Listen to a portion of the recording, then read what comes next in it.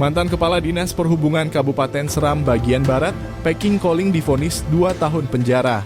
Vonis tersebut dijatuhkan Hakim Ketua Haris Tewa saat membacakan putusan didampingi Lutfi Al-Zagladi dan Antonius Sampai Samine saat sidang di Pengadilan Tipikor pada Pengadilan Negeri Ambon, Rabu 3 Januari 2024. Majelis Hakim menyatakan Packing Koling bersalah melakukan korupsi dalam pengadaan kapal operasional pemerintah SBB.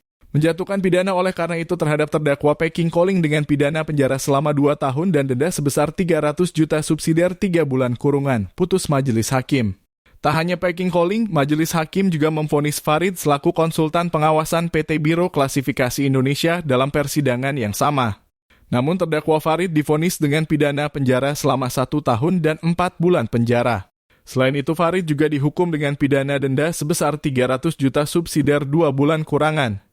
Dalam pertimbangannya, Majelis Hakim menyatakan terdakwa Packing Caling dan Farid terbukti secara sah dan meyakinkan bersalah melanggar pasal 3 Jo pasal 18 ayat 1, ayat 2 dan ayat 3 Undang-Undang Nomor 31 Tahun 1999 tentang Pemberantasan Tindak Pidana Korupsi sebagaimana telah diubah dengan Undang-Undang Nomor 20 Tahun 2001 tentang perubahan Undang-Undang Nomor 31 Tahun 1999 tentang Pemberantasan Tindak Pidana Korupsi Jo.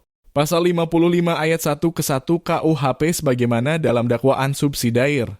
Usai mendengarkan vonis hakim, kedua terdakwa menyatakan menerima putusan tersebut. Sebelumnya, tim Jaksa Penuntut Umum Kejaksaan Tinggi Maluku menuntut terdakwa Packing Caling dengan pidana penjara selama 3 tahun, denda sebesar 100 juta subsidiar 3 bulan kurungan. Untuk terdakwa Farid sebelumnya dituntut dengan pidana penjara selama 2 tahun juga denda sebesar 100 juta subsidiar 2 bulan kurungan badan.